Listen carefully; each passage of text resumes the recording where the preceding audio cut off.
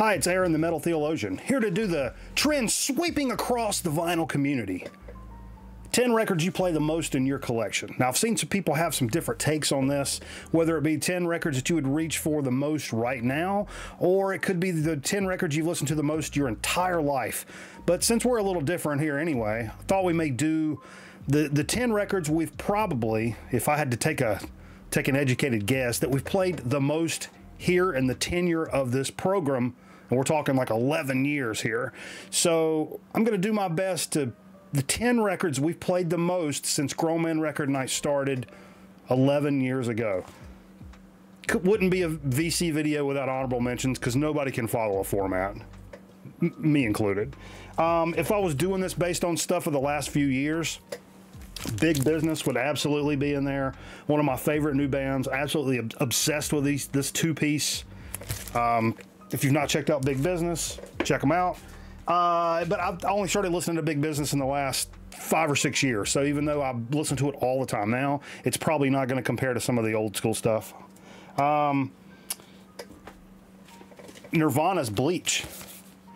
I wore this out as a kid. Like most people, I got it. I heard Nevermind, and then I got Bleach for Christmas, and I was like, oh my god, this is the 2009 reissue. It's got the second disc in it. That's got they got the live show on it. Fantastic reissue. Nice looking gatefold. Nice treatment. I've kind of beat it up over the years because I'm an asshole. And one of my favorite jazz records of all time, or especially early on in Record Night days, we played the absolute piss out of this. Take 5. I still, to this day, I'll tell you that Blue Rondo a la Turk is probably my favorite jazz composition ever written. But that's it for honorable mentions. Moving on to the nitty gritty. These are not, and a lot of people reiterated the fact that this is not necessarily your favorite records, but it's the stuff you've listened to the most. Well, this happens to be my favorite vinyl record in my collection. It's not my favorite album of all time. I wouldn't even know to begin what that is. I don't know. I have no idea. But this is my favorite record in my collection, which sounds weird, but Les McCann, Lava Montreux. I left a sticker in for the very good reason that it's the first time I bought a record that wasn't $1 or $2. I spent $10 on this, and boy, was I proud of that shit. Woo!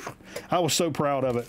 Everything about this record I love. The overmodulated keys, just the way the live sound is replicated on this. Even the slow jams sound good, and that's me saying that. I don't say that about a lot of stuff. It's got the track North Carolina on it.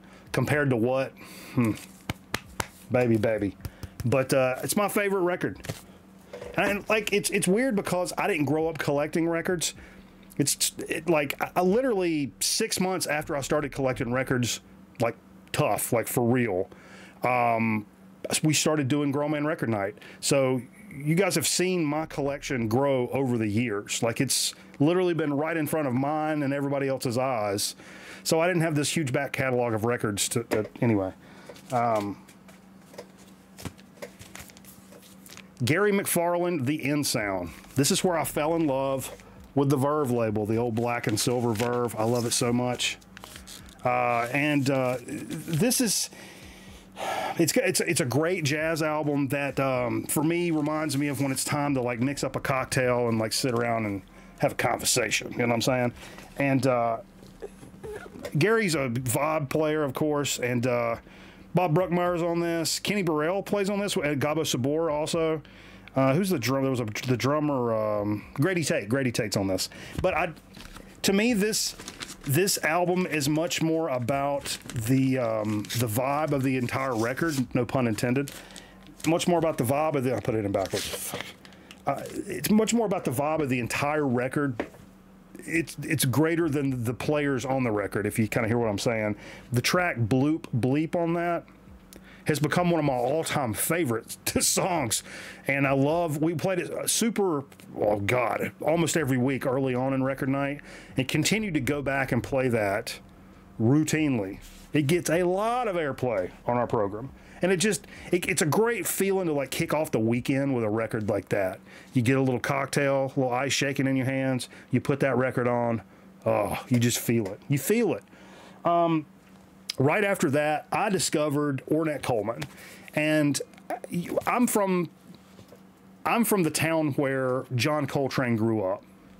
and we have a big statue of John Coltrane. So you would think this would be a Coltrane selection, but through Coltrane and exploring that type of music, I've always been a fan of the weird, the out there, the extreme, avant-garde, whether it be something in the bonkers kind of jazz area, or whether you're talking about like Phantomos or some weirdo Mike Patton project. I've always liked the crazy stuff, and I didn't know anything about Ornette Coleman. It popped up in a mix or whatever, and when I heard it, I was like, oh my, and I went immediately got this, and this, I have to tell you, this says Atlantic. Even the label is Atlantic, like on the inner sleeve and all this. This is not an official Atlantic reissue. This is one of those gray market. I don't think it's wax time, but it's one of those like that. This was like 15 bucks, brand new. And I know, you know, real jazz guys shit on those labels all the time. I think mostly because they're inconsistent, not that it's... A lot of times they're just MP3 slapped on the vinyl probably, but I didn't own this in any way, shape, or form. I didn't own it digitally, on cassette, CD, or anything. So 15 bucks to have this, and up to... I mean, it's in this video for a reason, because we've played the absolute piss out of this, and if it sucked and it was terrible to listen to, probably wouldn't be up there. This sounds fine to me. I don't know. Maybe my ear is just dumb. But killer record, and really opened up my eyes to a lot more of the avant-garde, weirdo jazz stuff that's out there. When I realized, because sometimes things ebb and flow here, and I realized we've been playing a lot of like rock or metal or punk and stuff. It's like, man, we've been really neglecting jazz. If I think that, usually the first record I'll turn toward is that, Shape of Jazz to Come. It's always top of my mind for whatever reason. Well, because it's fantastic. That's why. Getting a little funky. I couldn't choose between these two albums. So I'm kind of, this is a cheeky way to sneak an extra one. It's a Mother and Doing It to Death by the JBs. I like them equally, but I probably played this one more. So we'll just give a little kissy to the JBs and say thank you for the memories. But not the best copy in the world of It's a Mother. This album contains Mother Popcorn. This is where it's at. This is, to me, this is the definition of what funk is. And you talk about picking them up and putting them there. Excuse me. This album signifies all that to me. And of course on the King label and shit. And my dad actually taught me how to dance to James Brown. He taught me like what it meant to like get out and get loose on the dance floor to James Brown. And we played this all the time. From day one, we've played it all the time, and to this day, every few weeks at least, this album probably gets pulled out, and because it's absolutely slamming. Hey! Moving on a little bit on the metal tip, like a lot of people learned about Grim Reaper through Beavis and Butthead when they were like, "Damn, you're fat." But See You in Hell, they picked this up. This was like $8. You couldn't find this record for $8 anywhere nowadays probably, but I was so happy to pick this up, and it was kind of like, I thought I was buying it for nostalgia, and like I remember it from Beavis and Butthead, and I thought it was gonna be funny to put on like when we're all messed up and like whatever. Come to find out, we all pretty much love the ever-living piss out of this record. Me, Jay, Steve, even Steve, I think, likes this quite a bit. Me and Jay especially really like this record, and we don't go very long without playing this, and for good reason. It's a fantastic, like, traditional, like, metal record. Dude was a little overweight though, but I'm not body shaming. 1992, something I would not have known in 1992. Sleep's Holy Mountain. This is a reissue, of course, but this was completely not on my radar. I wasn't blessed to have, that's a weird way to put it. I wasn't blessed to have older brothers and sisters to hit me to like cool stuff that was going on, and I had to find out everything on my own. So it was, you know, a decade or more later when I learned about Sleep. Actually, I heard it on some of the CKY videos. If you guys know the Jackass guys, previously they were in, did video projects and music projects under the name CKY, aka Camp Kill Yourself. And I heard this on one of the CKY videos, and I'm like, whoa, who is that? Come to find out, that was Sleep. And then I found out about Dope Smoker and the legend behind that, and I've kind of followed and seen Sleep live. I've caught a Matt Pike pick at a Sleep show that I saw with Big Business actually, and continues to be one of the bands we reach for time and time again here on the program because they're incredibly awesome. Also very loud gentlemen. And it's actually, you know, and it's they were kind of one of those seminal stoner doom bands that kind of, once you kind of get in there and then you start branching out, it's like, oh, do you like more of the psychedelic shit? You like more of the heavy doom stuff? Do you like the straightforward stoner? But this is one of those pivot points in that genre where a lot of people kind of got in right there. And that may have led you to Caius. Maybe you knew Caius before these guys, but they were kind of doing similar type things about the same time. So very cool. Definitely I had to put this in here because in the last few years, this has been played probably more than any other record here on the show. And it even tops some of the stuff even from back in the day. We've played it that much. I've played it that much. Because it's probably my favorite band going nowadays. It's Elder, Reflections of a Floating World. No surprise to a lot of you guys that watch the program and hang out with us from time to time. 2017, Armageddon, I believe is the label. And saw these guys live last year. It's the last show I saw with the fiance. May she rest. But what a killer band. They were just as good live, to be honest. And I keep playing this over and over. The very first song on the record, Sanctuary, that's my jam. Aaron Griffin knows. I was at the show. They came back and played it as an encore.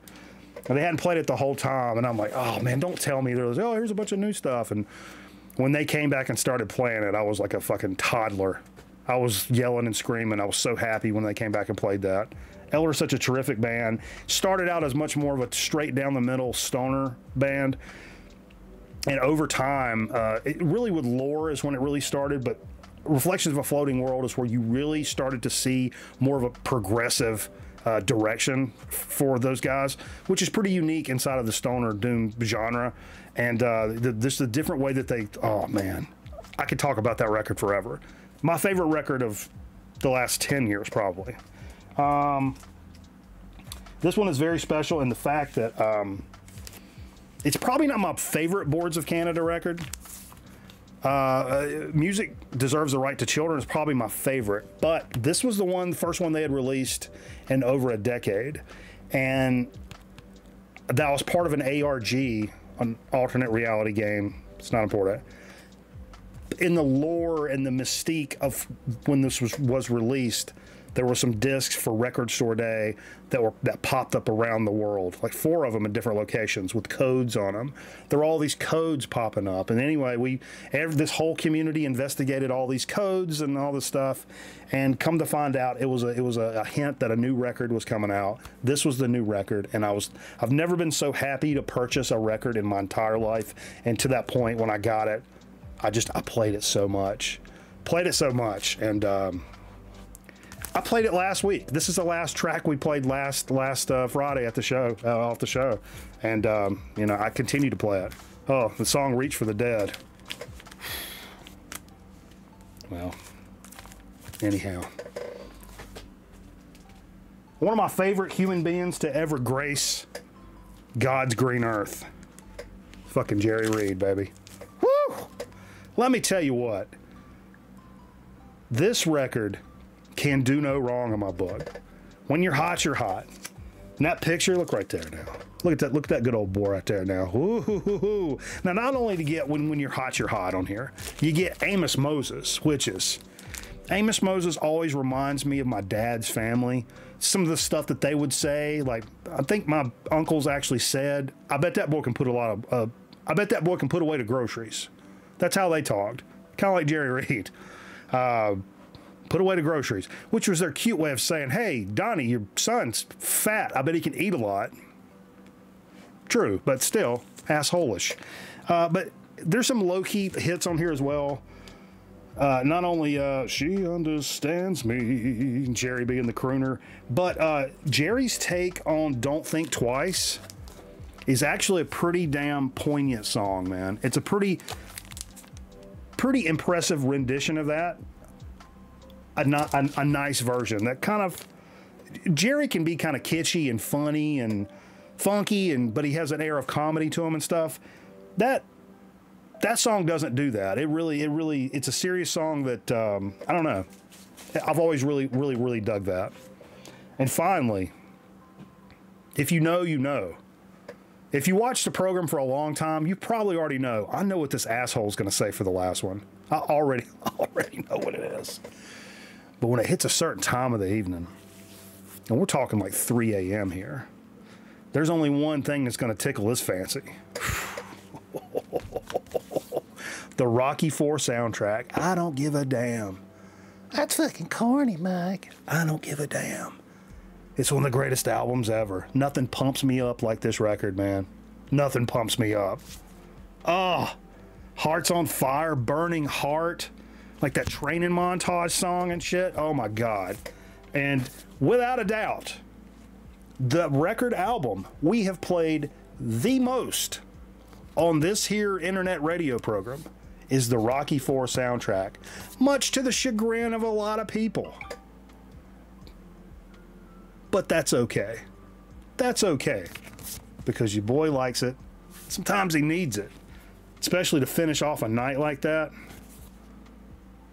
Can never, ever, ever go wrong in my book. Thanks for watching. I'm Chromium Dioxide Radio.